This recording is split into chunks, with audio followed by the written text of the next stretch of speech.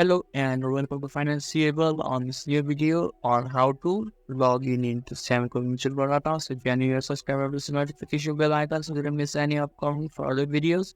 Now let's get started. So first you open the web browser. In the top of the web browser there is a source bar. Click on the source bar and type Samco mutual fund login and press enter in the keyboard.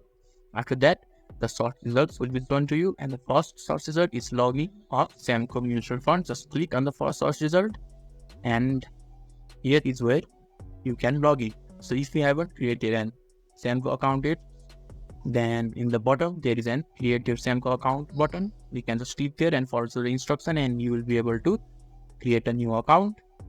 And when you have created an account, then they will redirect you to the login page where you can enter your PAN number and just click on the continue button. After that you need to enter your password and you can just sign up. And if you have forgotten your password, there will be an option for you to click on the forgot your password button and you will be able to retrieve the password. And when you have retrieved it, click on the password box and type the password and just press on the login button and you will be able to log in into Samco mutual fund account.